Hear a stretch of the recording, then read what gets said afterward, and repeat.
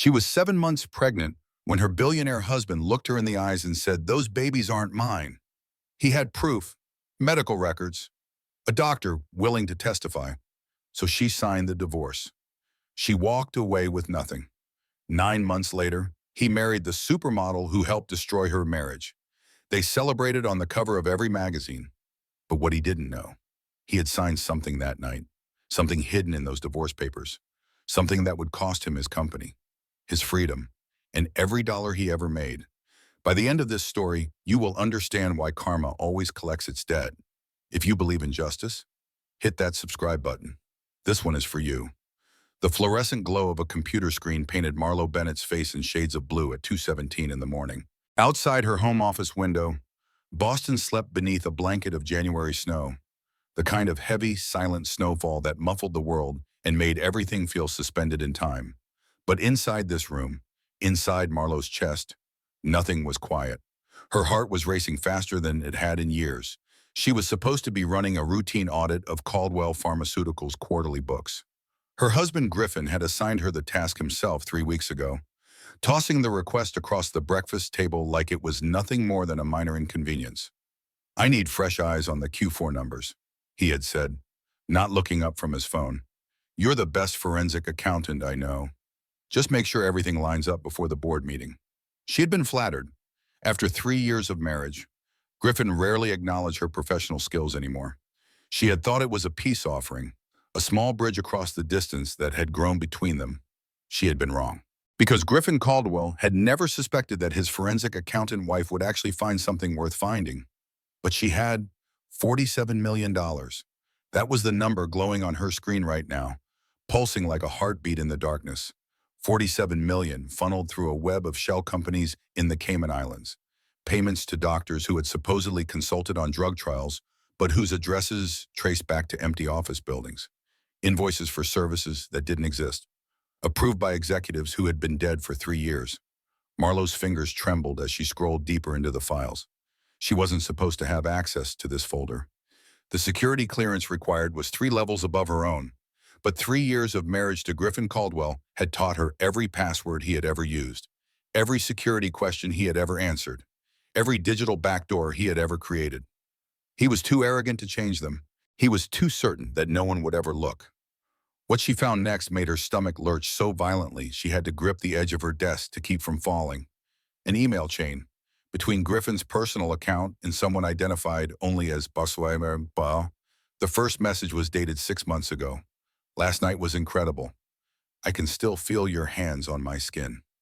Same room next Tuesday, Griffin's response made Marlo's vision blur with tears she refused to shed. Counting the hours. Beautiful. Room 1407 at the Langham. "I will bring the champagne. Wear something easy to remove." She kept scrolling.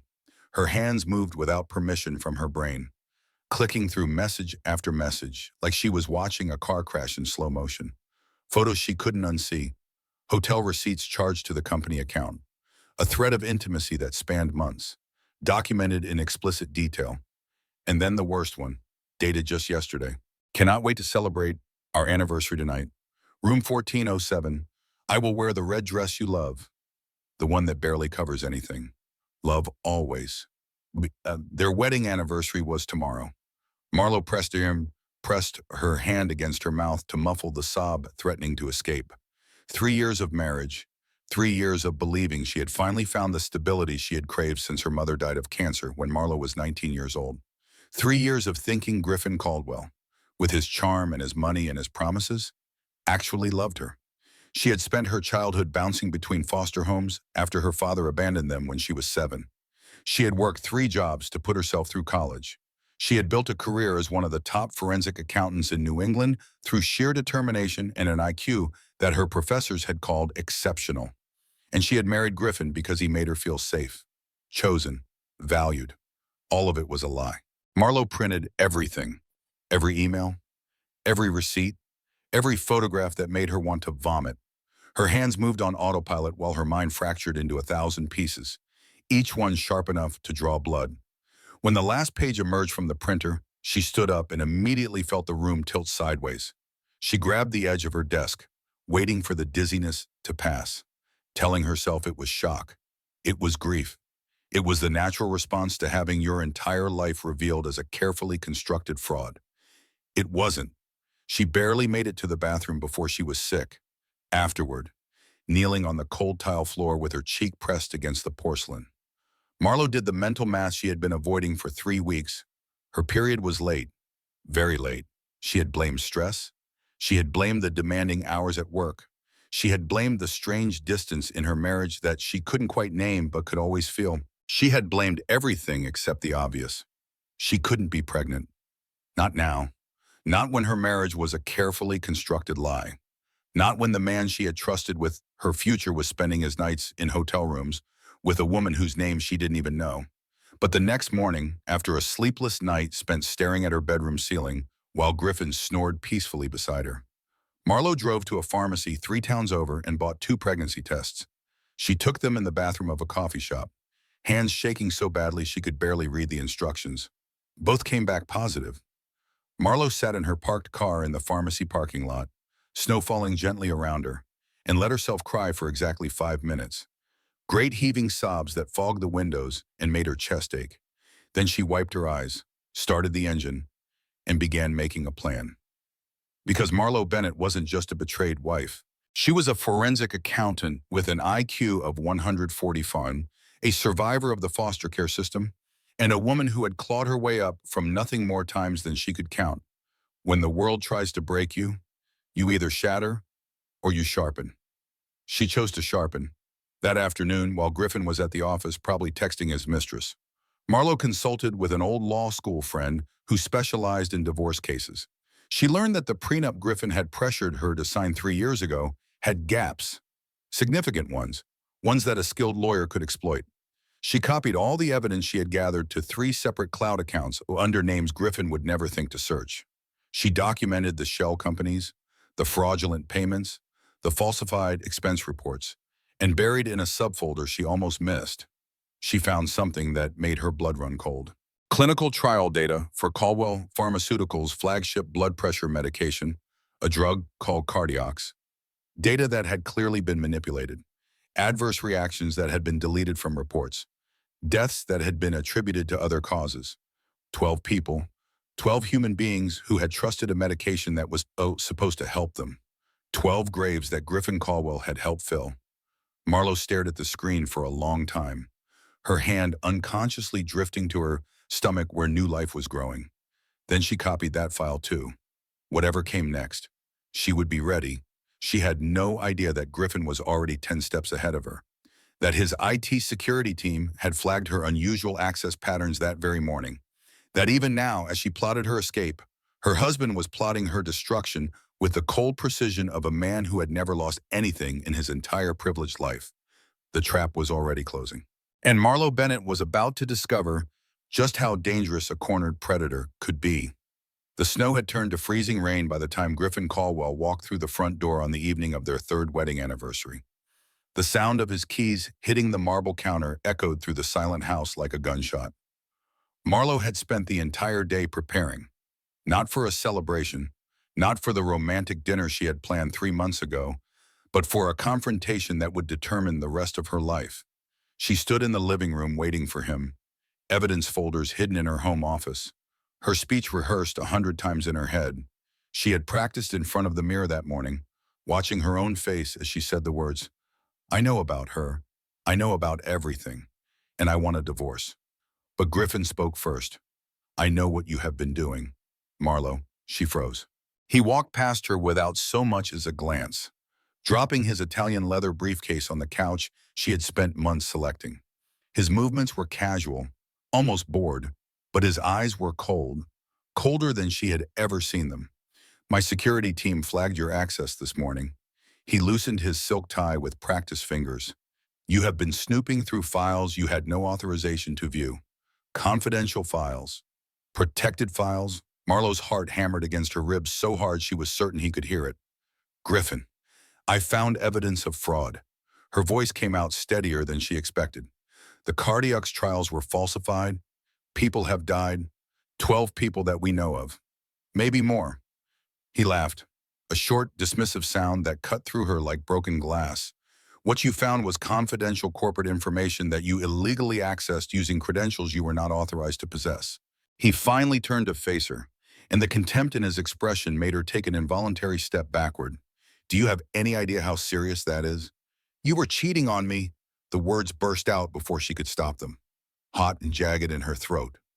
For months, with someone whose initials are BT. I saw the emails. Griffin. I saw the photographs. I saw the hotel receipts you charged to the company. Griffin's expression didn't change. Not a flicker of guilt, not a shadow of shame. He simply reached into his briefcase and pulled out a thick manila envelope. This is a divorce settlement.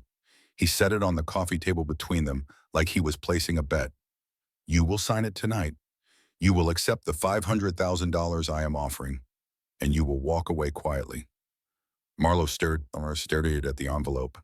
Or, Griffin continued, his voice dropping to something that sounded almost pleasant. I will have you arrested for corporate espionage. I will tell the board you were stealing trade secrets to sell to our competitors. I will make sure that every professional license you hold is revoked. I will destroy your reputation so thoroughly that you will never work in finance again. Her throat constricted. You cannot just make up charges. Cannot I?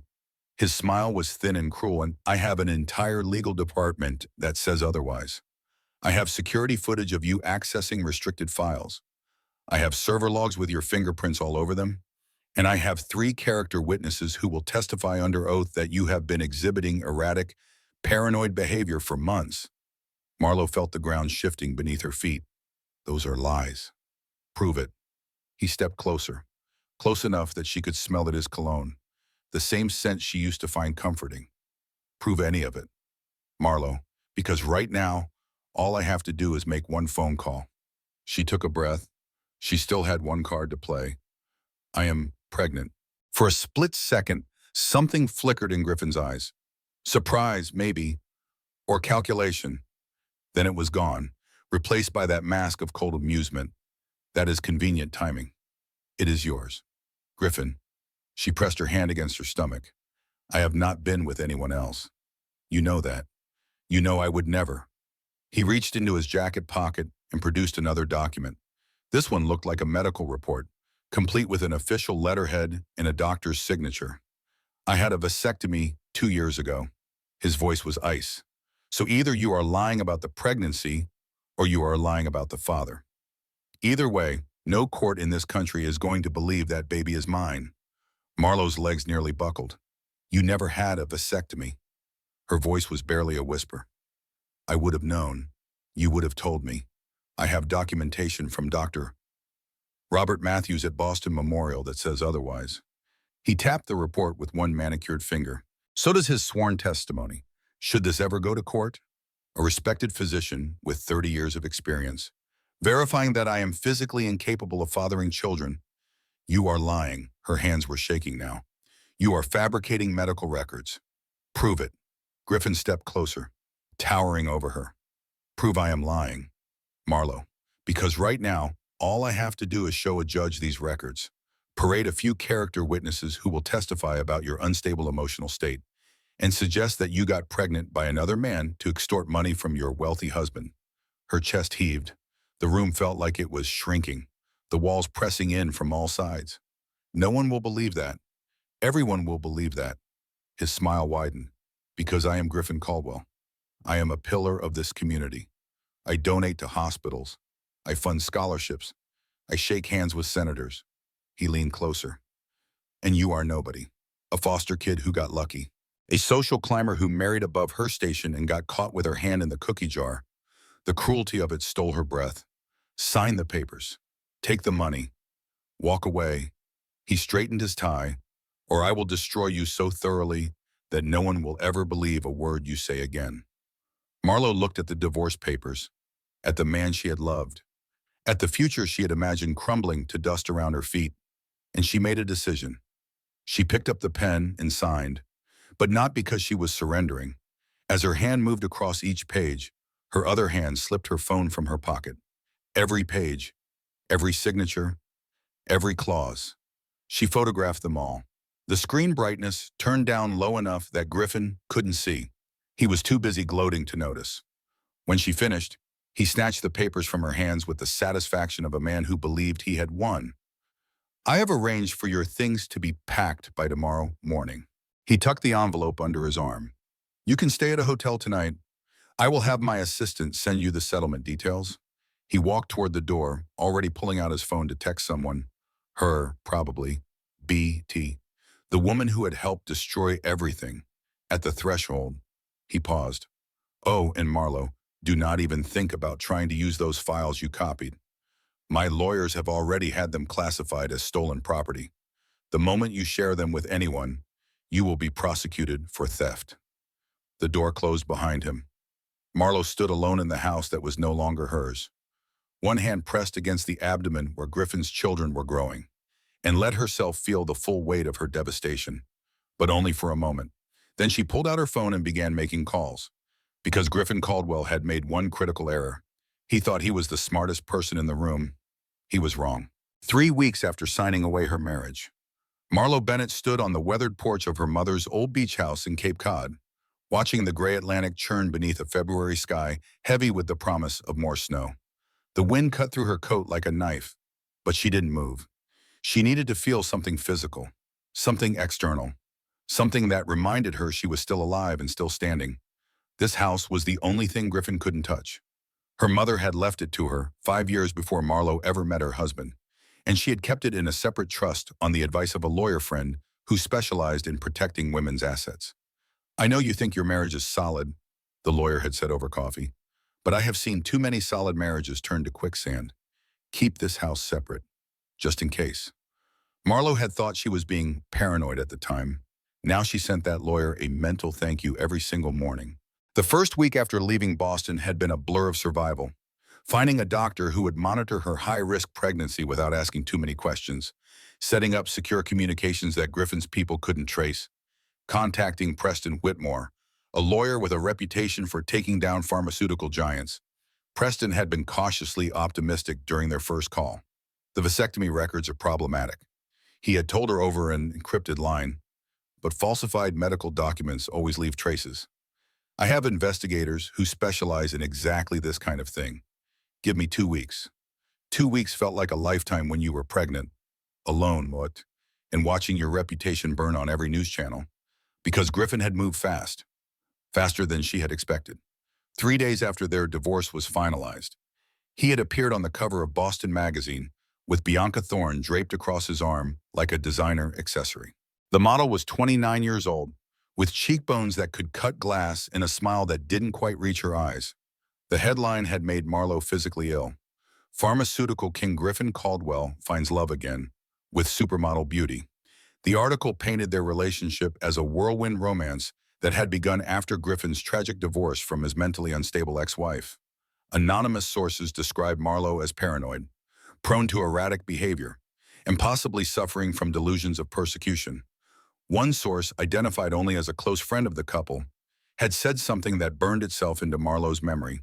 She was always jealous of Griffin's success. She could never handle being married to someone more successful than her. When she realized she could not control him, she tried to destroy him. Marlo had thrown her phone across the room after reading that. Then she had picked it up, because she couldn't afford to lose her only connection to the outside world. Now, 5 weeks pregnant and running out of savings, she focused on what she could control. She worked remotely as a freelance bookkeeper under her mother's maiden name, taking on small clients who paid in cash and didn't ask for references. She organized her evidence into airtight categories. She ate when she remembered to. She slept when her body gave her no choice. And she waited for Preston to find the proof she needed. The call came on a Tuesday afternoon, just as the first real snow of the season began to fall. I found it. Preston's voice crackled with barely contained excitement. The vasectomy records are fake, completely fabricated. Marlo gripped the phone so hard her knuckles went white. How do you know the procedure date Griffin claimed coincides with a business trip he took to London? I have his passport stamps from customs. I have his hotel receipts from the Savoy. I have testimony from a colleague who was with him in meetings the entire time he was supposedly in surgery. Her breath caught. So we can prove the babies are his. We can prove he perjured himself in your divorce proceedings. Preston paused, and she could hear papers going shuffling in the background. Marlo, this is big. Combined with the evidence you gathered about the clinical trials, we might be able to take down more than just his marriage claims. For the first time in weeks, Marlo allowed herself to hope. She sat down on the porch steps, one hand pressed against her stomach, and let the feeling wash over her. It lasted exactly 4 hours. She was making dinner, forcing herself to eat something for the baby's sake. When her phone buzzed with a news alert, the headline punched the breath from her lungs. Former Caldwell Pharmaceuticals CFO under investigation for insider trading and embezzlement. Marlo's hands shook as she scrolled through the article. Sources close to the investigation say Marlo Bennett, 32, allegedly siphoned millions from corporate accounts during her tenure at Caldwell Pharmaceuticals. Federal authorities have frozen her bank accounts pending a full investigation. If convicted, she faces up to 20 years in federal prison. The phone slipped from her fingers and clattered against the kitchen floor. Griffin had done it. He had taken her evidence of his fraud and twisted it into evidence against her. The files she had copied were now proof of her guilt. The money trail she had uncovered was now her money trail. Her bank accounts, frozen. Her professional license, under emergency review. Her credibility, destroyed. Marlo sank onto the kitchen floor, her back against the refrigerator, and wrapped her arms around her stomach where two tiny hearts were beating. She thought about giving up. She really did. For one long, terrible moment, she considered walking into the ocean and letting the cold water take everything away. But then she felt it. A flutter. So faint she almost missed it. Her babies. Moving. Fighting. Alive. Marlo pressed both hands against her abdomen and made a promise she would keep until her dying breath. I will protect you. No matter what it costs me. No matter how long it takes. I will protect you. She didn't know that 3,000 miles away, a man named Declan Ashford had just opened a folder with her name on it, or that the woman she blamed for destroying her marriage was about to become her most dangerous enemy in ways she couldn't yet imagine. The storm was just beginning. 4 months later, Marlo was 7 months pregnant with twins and running out of options. The federal investigation had stalled, but not closed, hanging over her head like a guillotine blade that might fall at any moment. Her professional license remained suspended pending review, which meant she couldn't work in her field even if anyone would hire her. The money her mother had left her was nearly gone, and Preston Whitmore's bills were piling up faster than she could pay them. She had taken to working 16-hour days as a remote bookkeeper, hiding her real identity behind her mother's maiden name. Her clients were small businesses who paid in cash and didn't ask questions, the kind of people who valued discretion over credentials. It was exhausting. Her ankles swelled to twice their normal size. Her back ached constantly. The twins pressed against her spine like they were trying to escape through her vertebrae.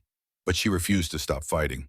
She was in the middle of reconciling a client's quarterly taxes, numbers blurring on her laptop screen, when her doorbell rang. The sound made her freeze. No one visited the beach house. No one even knew she was here except Preston and her friend Vera. She grabbed the kitchen knife from the drawer and approached the door slowly, her heart pounding. Through the frosted glass, she could see a tall figure in a dark coat, male, alone, no visible weapons. But that didn't mean anything. She opened the door 2 inches, keeping the chain latched. Yes, Marlo Bennett. The man's voice was deep, cultured, with a faint trace of something that might have been an old Boston accent, worn smooth by years of international travel. Who is asking? He reached into his coat. She tensed, her grip tightening on the knife. But all he produced was a photograph. A woman with auburn hair and kind eyes, laughing at something off camera. She looked happy. She looked alive. My name is Declan Ashford. The man's voice cracked slightly. Just for a moment. This was my wife, Eleanor. She died 14 months ago. The doctor said it was a rare reaction to her blood pressure medication. Marlo's hand tightened on the knife. Cardiacs. The name hung between them like a ghost. I have spent the past year trying to prove that Caldwell Pharmaceuticals covered up the drug's side effects. Declan's eyes met hers through the gap. I have money. I have lawyers. I have investigators who have devoted thousands of hours to this case. What I do not have is someone who understands their financial records, someone who knows where the bodies are buried. Marlo studied him. His face was weathered by grief, not cruelty. His hands were steady, but she could see the tension in his shoulders, the way he held himself like a man who had forgotten how to relax. Why should I trust you? You should not. He tucked the photo back into his coat. I am a stranger who showed up at your door uninvited. I could be anyone. I could be working for Griffin. I could be a reporter looking for a story. He paused. But I think we want the same thing, and I think you are running out of ways to get it. She should have closed the door. She should have called Preston. She should have done 100 things other than what she actually did. She unlatched the chain. What exactly are you proposing? Mr. Ashford Declan stepped inside, his eyes sweeping the modest beach house with something that might have been approval. He noticed the stacks of financial documents on every surface, the empty teacups, the evidence that someone had been working very hard for a very long time. I am proposing an alliance. My resources, your expertise. His jaw tightened. I want to destroy the man who killed my wife. I suspect you want to destroy him too. Marlowe led him to the kitchen table, still cluttered with spreadsheets and legal pads covered in her cramped handwriting. You should know something. She sat down heavily, one hand supporting her back. These babies I am carrying, they are Griffin's. He fabricated medical records to deny paternity. I know. Declan sat across from her. I have read your file.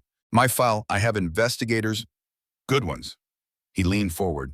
They also found evidence that someone inside Caldwell has been systematically erasing clinical trial data for the past 2 years. 12 deaths attributed to cardiacs that never made it into FDA reports. Marlowe's breath caught. I found some of that data before Griffin had me removed from the company's systems. Can you reconstruct it? Maybe. If I had access to the original servers, if I had time to trace the deletion logs, what if I could get you that access? She stared at him. How Declan's expression didn't change. Let me worry about that. All I need to know is whether you are willing to fight. Marlowe thought about her babies, about Eleanor Ashford, who had died taking a medication she trusted, about the 11 other people whose deaths had been erased from history to protect a corporation's stock price. She thought about Griffin, toasting champagne with Bianca Thorne while his victims rotted in the ground. I am willing, she said. Declan nodded once. Then let us begin. While Marlowe Bennett plotted justice from her Cape Cod beach house, Bianca Thorne was drowning in champagne 3,000 miles away.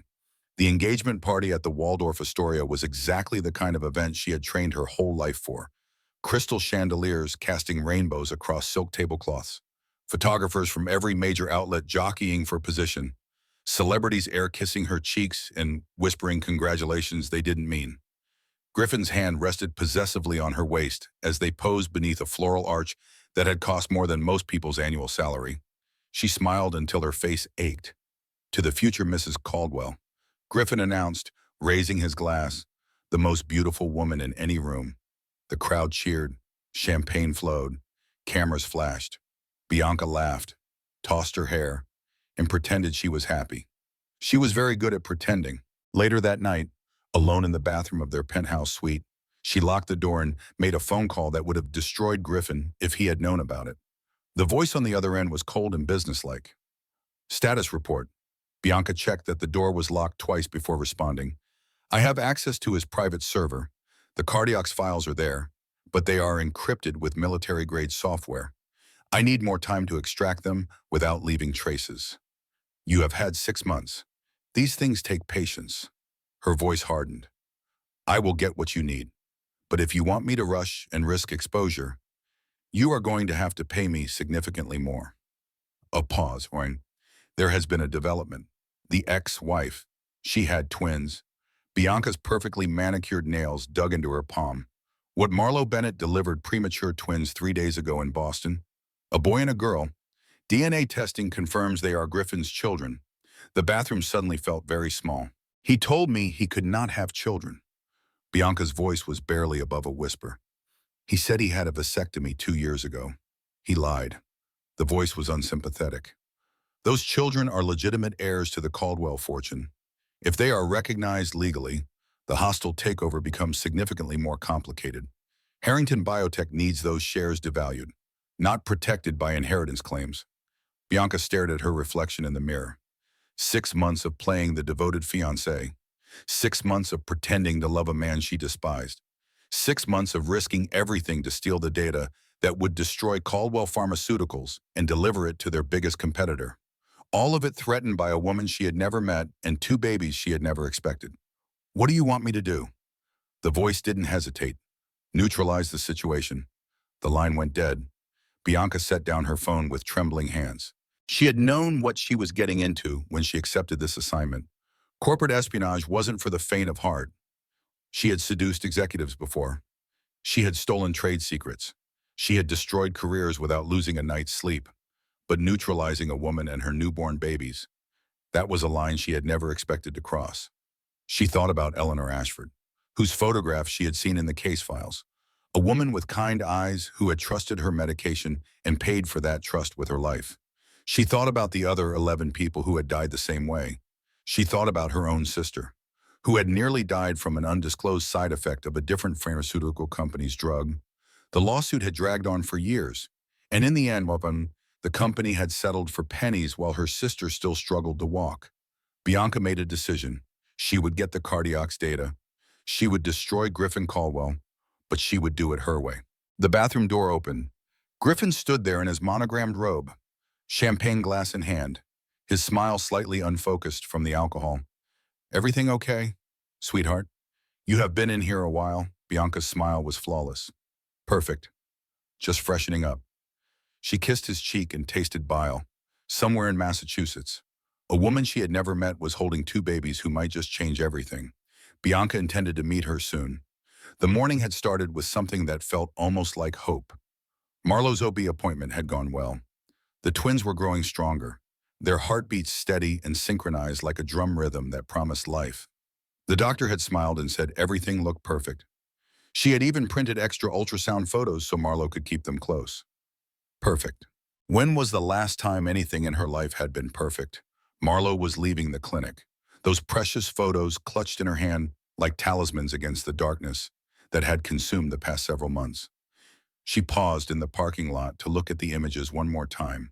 Two tiny profiles, two beating hearts, two reasons to keep fighting no matter what Griffin threw at her. She never saw them coming. Two men in dark suits stepped into her path, moving in perfect synchronization, blocking her route to her car with the practiced ease of men who had done this many times before.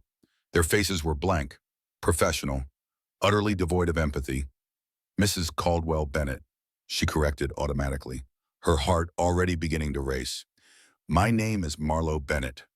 I took back my maiden name after the divorce. Ma'am, you are under arrest for securities fraud and insider trading. The taller one produced handcuffs that glinted in the pale winter sunlight like a promise of pain. Please turn around and place your hands behind your back. The world tilted sideways. The ultrasound photos fluttered from her fingers, landing face down on the cold asphalt. There must be some mistake. Her voice came out thin and reedy, barely recognizable as her own. I have already cooperated with the investigation. My lawyer said the charges were under review. He said everything was going to be fine. New evidence has surfaced. The handcuffs clicked around her wrists, cold metal against her skin, tight enough to hurt. You have the right to remain silent. Anything you say can and will be used against you in a court of law. She didn't fight. She couldn't risk the babies. But as they led her through the clinic parking lot, past the confused stares of other patients, past the horrified face of a nurse who recognized her, she saw the photographers waiting. A dozen of them, at least.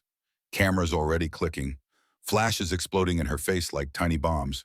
They had known. Someone had tipped them off. This wasn't just an arrest.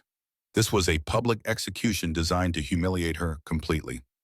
Marlowe, is it true you stole millions from Caldwell Pharmaceuticals? Did your ex-husband know about the fraud? Are you going to prison? What about your babies? Cameras flashed. Voices shouted questions that blurred together into a wall of noise.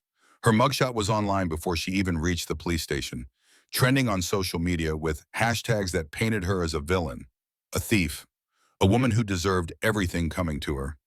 Preston got her released on bail 8 hours later.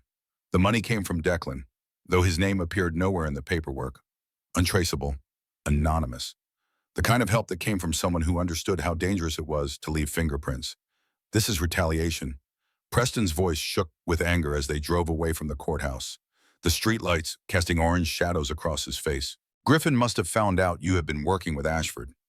Someone talked. Someone always talks. Marlo sat in the passenger seat, hands resting on her swollen belly.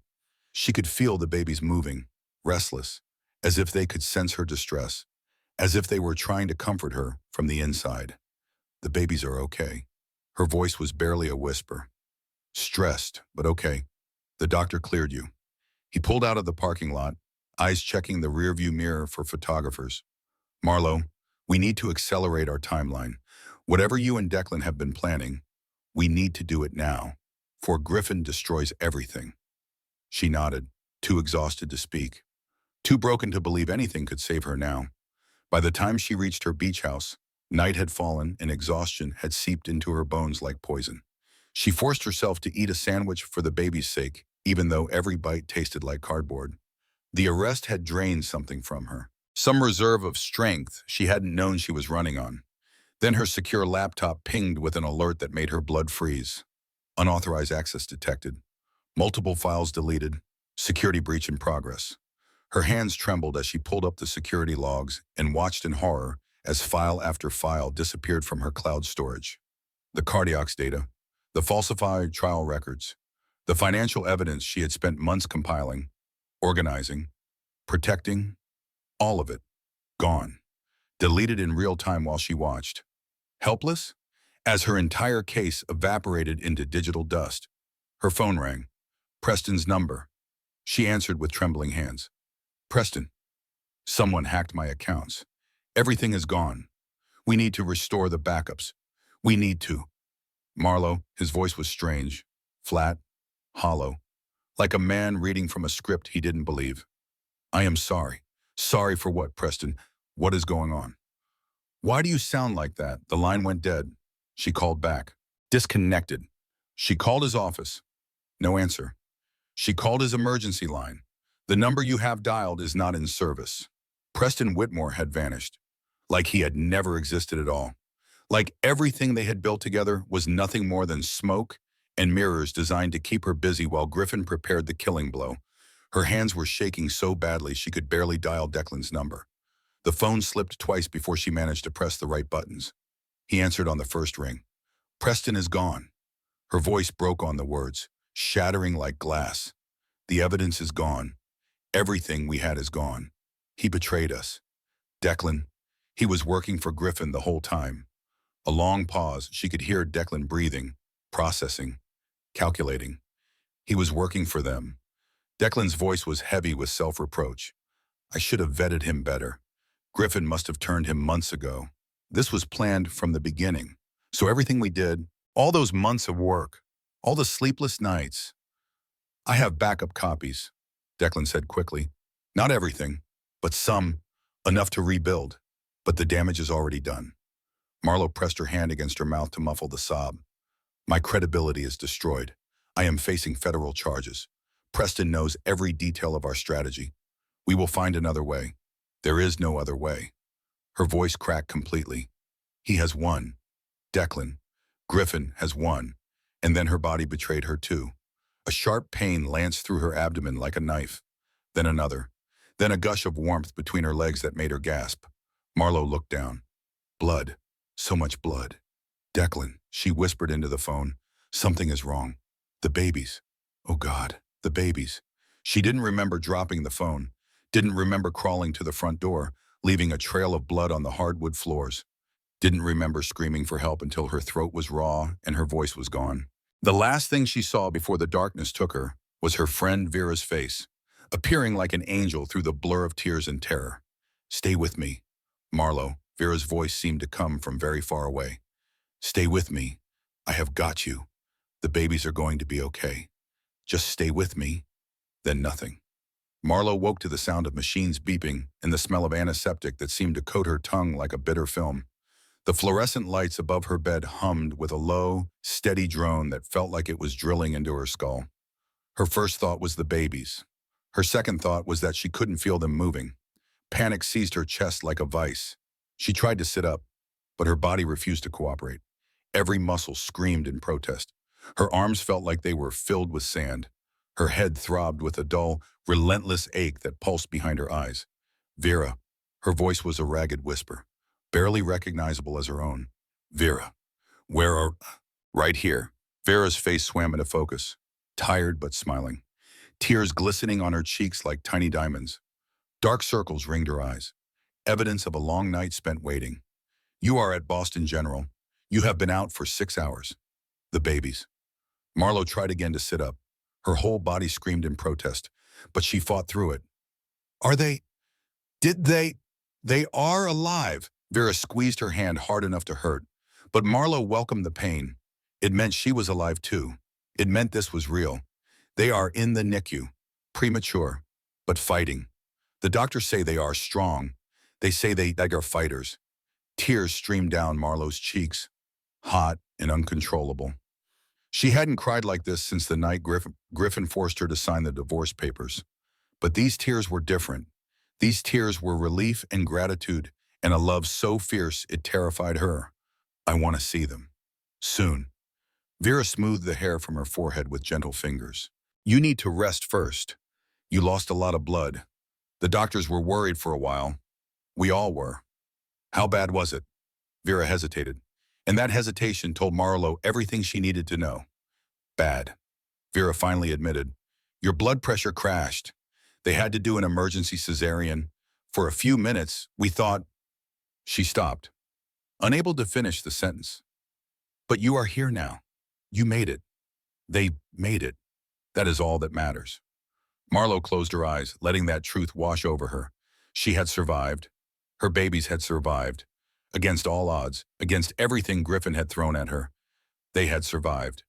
But she wasn't going to wait. She couldn't. An hour later, after arguing with 3 nurses and signing 2 liability waivers and threatening to walk out of the hospital in her gown if they didn't let her see her children, Marlowe stood at the window of the neonatal intensive care unit. The room beyond the glass was filled with soft blue light and the gentle hum of machines designed to keep tiny humans alive. Incubators lined the walls like small plastic fortresses, each one containing a miracle. And there, in the center of the room, were her miracles. 2 impossibly small humans breathing through tiny tubes. Their chests rose and fell with a rhythm that seemed too fragile, too delicate for this harsh world. Their skin was translucent, thin as paper, and she could see the faint tracery of veins beneath the surface. A boy and a girl, both under 4 pounds, both fighting for every breath, both hers. Dr. Catherine Pierce, the attending neonatologist, stood beside her with a clipboard.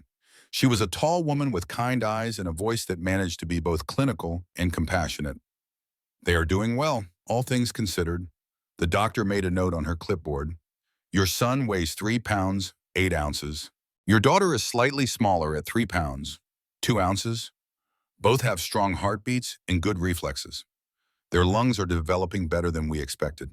Will they be okay? We are optimistic, but I want to be honest with you. The next 72 hours are critical. We will know more then. Premature babies can be unpredictable, but I have seen smaller babies than yours grow up to be perfectly healthy.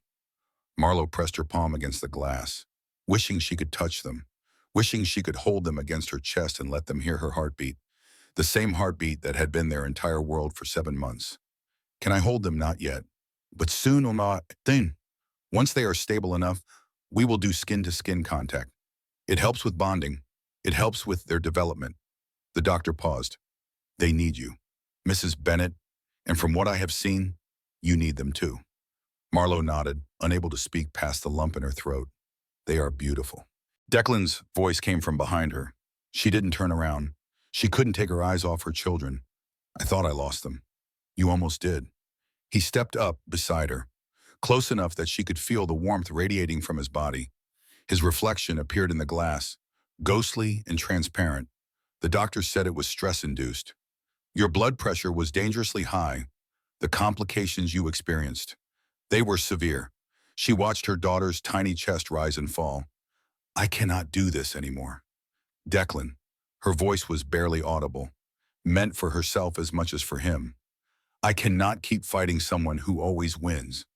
Every time I think I have found solid ground, he pulls it out from under me. He didn't respond for a long moment. Then he reached into his coat and produced a tablet.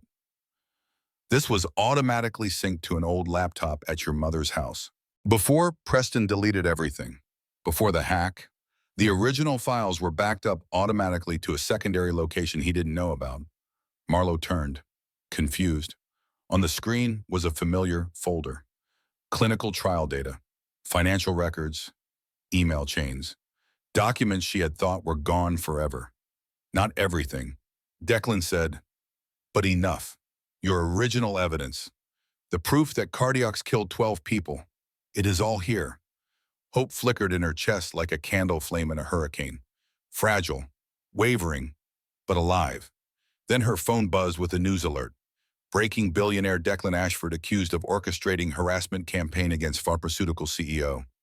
Restraining order filed by Caldwell Pharmaceuticals. The hope died. She read the article in silence. Griffin had preemptively struck again. He had painted Declan as a grief-crazed stalker, a man so consumed by his wife's death that he had become a danger to himself and others. Judge Richard Blackwell had issued a restraining order preventing Declan from contacting anyone at Caldwell Pharmaceuticals or discussing the company publicly. Any evidence Declan presented would now be dismissed as the obsession of a mentally unstable widower. He is always one step ahead. Marlowe stared at the screen, her voice hollow. How does he always know what we are going to do? Because he has had people watching us. Probably since the beginning. Declan's jaw tightened. Preston was not the only leak. So what do we do now? Declan looked through the glass at her tiny, struggling babies. His expression shifted, hardening into something that looked like determination. We find someone he cannot silence. Someone whose voice carries more weight than mine. Someone he would never expect to turn against him. Who Declan turned to face her. His mother.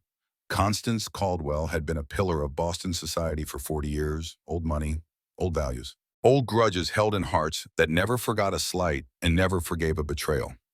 She lived in a Beacon Hill mansion that had been in her family for 5 generations, filled with antique furniture and oil paintings of ancestors who stared down at visitors with expressions of permanent disapproval. She hosted charity galas that raised millions. She sat on the boards of 3 museums and 2 hospitals. She had lunch with senators and dinner with CEOs. And she had never, not once in her entire life, approved of her son's first wife. Too common, too ambitious, too obviously trying to climb the social ladder through marriage rather than merit. Constance had seen women like Marlowe before. Women who looked at wealthy men and saw opportunities rather than people. She had warned Griffin before the wedding. She had made her disapproval clear at every family gathering. When Griffin divorced Marlowe, Constance had celebrated with a bottle of 1985 Dom Perignon from her private cellar.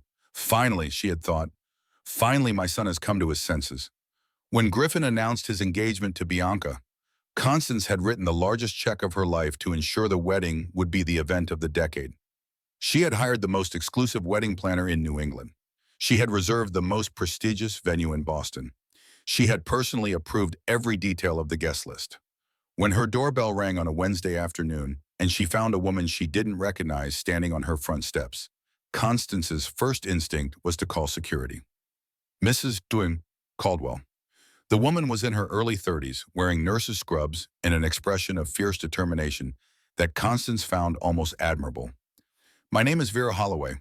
I am a friend of Marlowe Bennett. Constance's hand tightened on the door. Her diamond rings glinted in the afternoon light. I have nothing to say to anyone associated with that woman. Please leave before I call the police. Not even about your grandchildren. The door stopped closing. Excuse me. Vera held up 2 photographs. A tiny boy with a familiar chin, the same chin that had marked 3 generations of Caldwell men. A tiny girl with the distinctive green eyes that had appeared in Caldwell family portraits for over a century. Constance felt her heart stutter in her chest. These are Griffin's twins. Born premature 3 weeks ago. DNA testing confirms the paternity beyond any reasonable doubt. Constance stared at the photographs. Her hand trembled slightly, betraying the emotion she fought so hard to control. Griffin told me the pregnancy was fake. Her voice was quieter now, less certain, that Marlowe was trying to extort him, that she had gotten pregnant by another man and was attempting to pass the child off as his. Griffin lied. Vera's voice was steady but not unkind. He has lied about a lot of things. She handed Constance a folder. It was thick, heavy with documents that Constance somehow knew would change everything. Inside was documentation that made Constance's blood run cold. Financial records showing fraud that reached back years, systematic manipulation of company accounts, clinical trial data showing falsified results that had been submitted to the FDA, safety warnings that had been deleted and replaced with fabricated approval documents, and most devastating of all, a death certificate. Her husband, William Caldwell, had died of a stroke 3 years ago. The doctors had called it natural causes, age-related, unavoidable. Constance had accepted that explanation because the alternative was too terrible to contemplate. But according to the file in her hands, William had been taking Cardiacs for 6 months before his death. The same drug whose side effects Griffin had been covering up to protect the company's stock price. The same drug that had killed 12 people, including, possibly, her husband. This cannot be right.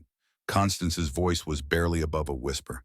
Her perfectly manicured fingers trembled as she turned the pages. Griffin would never. William was his father. He loved his father. He worshipped his father. Your son has done many things, Mrs. Caldwell. Vera's tone was gentle but unrelenting. He abandoned his pregnant wife. He fabricated medical records to deny his own children. He has systematically destroyed the lives of anyone who threatened to expose the truth about Cardiacs. Constance looked at the photographs again, at her grandchildren, whom she hadn't known existed until this moment, at the little boy who looked so much like William had looked in his baby pictures, at the little girl whose green eyes seemed to stare directly into her soul, at the evidence that her own son might have killed her husband. The grandfather clock in the hallway chimed 3 times. The sound seemed to echo through the empty mansion like a funeral bell. What do you want from me? Vera met her eyes without flinching. Justice? For Marlowe, for those babies, for your husband, for everyone whose lives were destroyed so Griffin could protect his profits and his pride. Constance was silent for a long moment. The weight of the folder in her hands felt like the weight of her entire life. Everything she had believed and built and defended for 63 years. She thought about William, about the morning she had found him collapsed in his study, still warm but already gone. About the funeral where Griffin had given a beautiful eulogy while tears streamed down his face. About all the nights since then when she had lain awake in their empty bedroom, wondering if she could have done something differently. She thought about Griffin as a little boy, so eager to please, so desperate for approval. She thought about the man he had become, cold and calculating and willing to destroy anyone who stood in his way. She thought about what William would say if he were still alive, what he would do. Then she stepped back from the door. Come inside. They talked for 3 hours. Constance asked questions that cut to the heart of every document. Vera answered them with patience and precision. The folder lay open on the antique coffee table between them, its contents spreading like a wound that had finally been lanced. By the time Vera left, Constance Caldwell had made a decision that would destroy her son and possibly save her soul. She picked up her phone and dialed a number she hadn't used in years. Margaret, she said when the line connected, I need your help, and I need you to bring everything you have on my son. Yes, everything. It is time the truth came out. Griffin Caldwell arrived at his mother's Beacon Hill mansion expecting a routine Sunday brunch, the kind of tedious family obligation he had endured his entire adult life, filled with small talk about charity events and pointed questions about when he planned to give her grandchildren. If only she knew. He adjusted his tie in the rearview mirror before stepping out of his Mercedes. The spring air was crisp and clean, carrying the scent of the flowering magnolias that lined his mother's driveway. Everything looked exactly as it always had, elegant and controlled and utterly predictable. He had no idea he was walking into an ambush. Mother, he kissed Constance's cheek without warmth as she opened the door. You sounded urgent on the phone. Is everything all right? I was urgent. Constance's face revealed nothing as she gestured toward the sitting room. We have something to discuss, something that cannot wait. Griffin's eyes narrowed. His mother was many things, but dramatic was not one of them. I have a board meeting in 2 hours. Whatever this is, it will have to be brief. Your board meeting can wait. Constance's voice was steel-wrapped in silk. This cannot. She led him through the familiar hallways, past the portraits of Caldwell ancestors who seemed to watch him with judgment in their painted eyes. The sitting room doors were closed, which was unusual. His mother never closed those doors. She opened them now, and Griffin's world tilted on its axis. Marlo Bennett sat in his mother's favorite armchair, looking pale but composed. Beside her was a portable bassinet, and inside that bassinet were two sleeping infants. Two tiny, perfect, undeniably real infants. His infants. What the hell is she doing here? Griffin's voice came out strangled, higher than he intended. Meeting her grandmother, Constance moved to stand beside Marlo, a united front he had never expected. And introducing me to my grandchildren. Those are not my children. He forced the words through numb lips. I have documentation proving I cannot father children. Dr. Matthews confirmed. The DNA tests say otherwise. Constance produced a document and held it up so he could see the official letterhead, the laboratory seal, the damning percentages, as does the evidence that you falsified your vasectomy records. Griffin's face went pale, then red with rage. The color spread from his neck to his cheeks like a spreading stain. You are believing her over your own son. After everything I have done for this family, after everything I have sacrificed, I am believing facts over fiction. Constance stepped closer, and Griffin saw something in her eyes he had never seen before. Certainty, resolve, and underneath it all, a grief that had been festering for 3 years. I am also believing the evidence that your company's negligence killed your father. The color drained from Griffin's face entirely.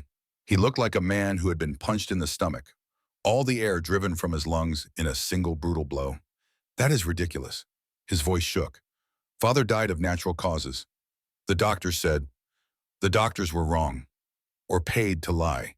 Constance's eyes filled with tears she refused to shed. Diamonds that clung to her lashes but did not fall.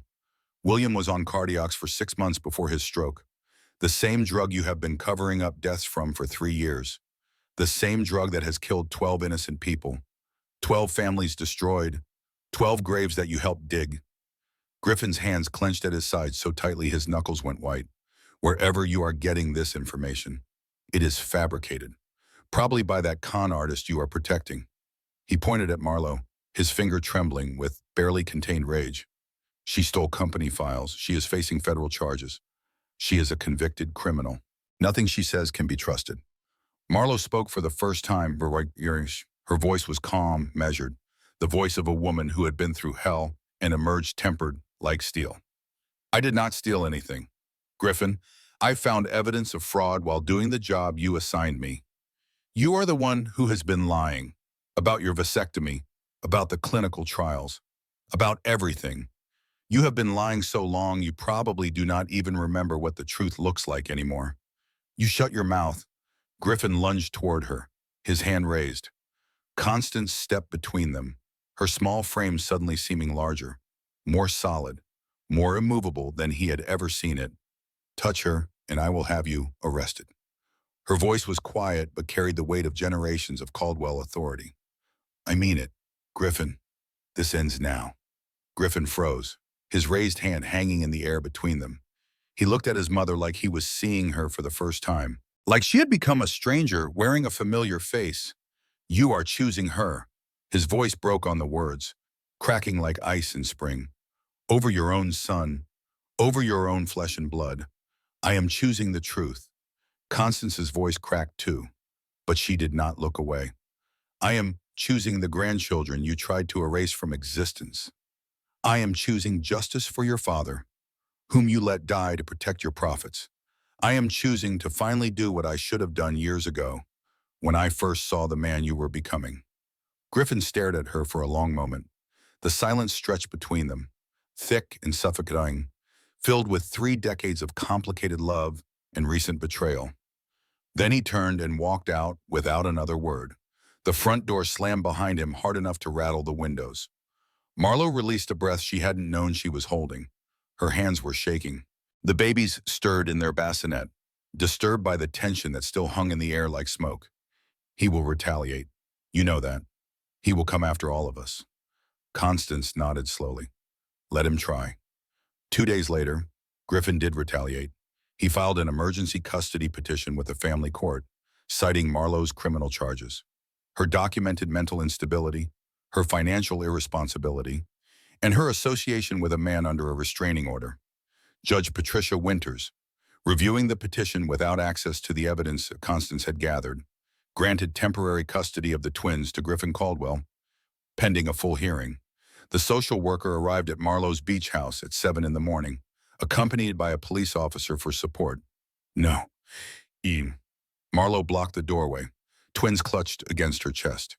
You cannot take my children. I will not let you take my children. Ma'am, I have a court order. The social worker's voice was sympathetic but firm. Please do not make this harder than it needs to be. We do not want to involve law enforcement. Marlowe looked at her babies, at their tiny faces, peaceful in sleep, unaware that their world was about to be torn apart, at the life she had fought so hard to protect. And then she looked at Constance's car pulling into the driveway, tires crunching on the gravel, headlights cutting through the early morning mist. Wait, Marlowe's voice was steady despite the tears streaming down her face. Please, there is something you need to see first. The emergency custody hearing convened at 9 the next morning in a wood-paneled courtroom that smelled of old law books and older money. Judge Patricia Winters presided, her expression unreadable as both parties took their seats. Griffin sat on one side with a battalion of lawyers in matching charcoal suits.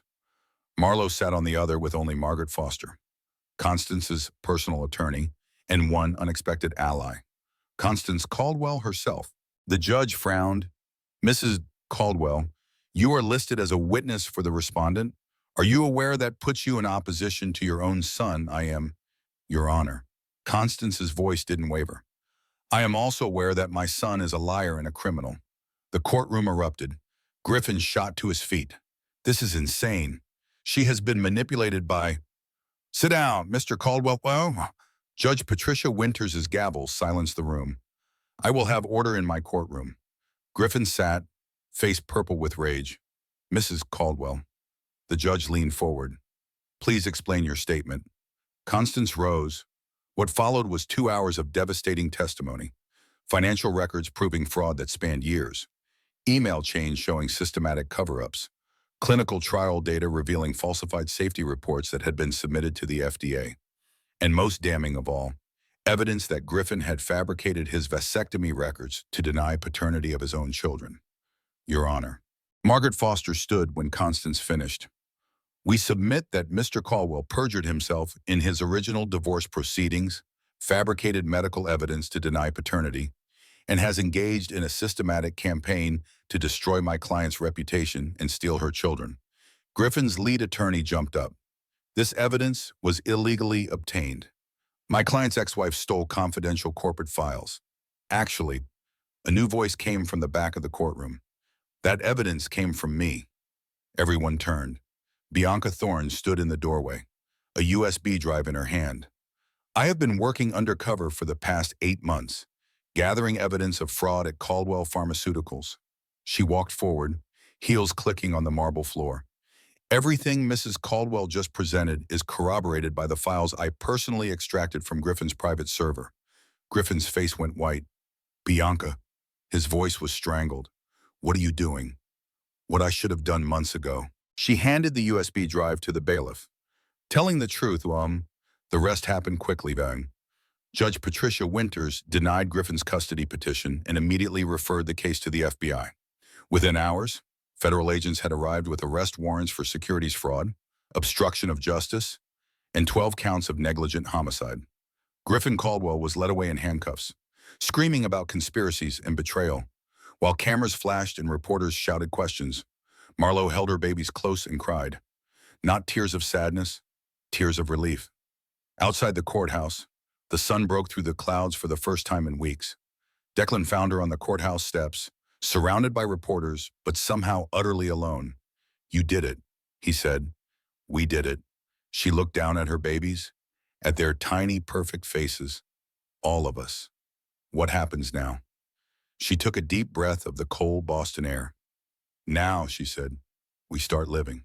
1 year later, the Cape Cod beach house looked different in spring. Marlowe sat on the weathered porch, watching her twins toddle across the sand on unsteady legs. They fell constantly, sand clinging to their chubby hands and dimpled knees. But they always got back up, just like their mother. They are getting so big. Declan appeared beside her with 2 cups of coffee, steam rising in the cool morning air. They grow up fast. She accepted the cup with a smile. Too fast sometimes. They weren't married. They weren't even officially together. But something had grown between them over the past year. Something built on mutual respect, shared trauma, and the slow process of two broken people learning to heal. Declan sat beside her, close enough for comfort, far enough for respect. Do you ever regret it, all the fighting, everything it cost you? Marlo watched her daughter pick up a shell and examine it with intense curiosity, turning it over in her tiny hands like it held the secrets of the universe. I lost 3 years of my life to that man. My reputation, my savings, my ability to trust anyone completely. She took a slow sip of coffee. But I gained something more important. What is that, myself? Declan was quiet for a moment. Eleanor would have liked you. Marlo turned to him. You think so? I know so. He smiled, the first genuine smile she had seen from him in months. She always said the strongest people were the ones who kept getting up. Marlo looked back at her children. Her daughter had found another shell and was showing it to her brother. Their heads bent together in a moment of perfect sibling connection. Griffin was serving 25 years in federal prison. Bianca had disappeared into witness protection after testifying against both Griffin and Harrington Biotech. Constance had become a devoted grandmother, showing up every Sunday with presents and homemade cookies. Determined to make amends for the son she had failed to raise right, Preston Whitmore had been found in Mexico and extradited back to face charges of his own. And Marlo Bennett, the woman everyone had underestimated, had rebuilt her life from the ashes of her old one. She was consulting for the FBI now, using her forensic accounting skills to take down other pharmaceutical companies that had followed Griffin's playbook. Some people think strength means never falling, she said softly, but real strength is falling again and again and choosing to stand back up anyway. Declan took her hand. For yourself, he said. She squeezed back. For myself. The waves rolled in, the sun climbed higher, her children laughed in the sand, and somewhere in a federal prison 300 miles away, Griffin Caldwell sat alone in a cell, surrounded by concrete walls, with nothing but his regrets for company. Justice had been served. Not through revenge, through resilience. And that, Marlo thought as she watched her children discover the wonder of a spring morning, was the only ending that mattered.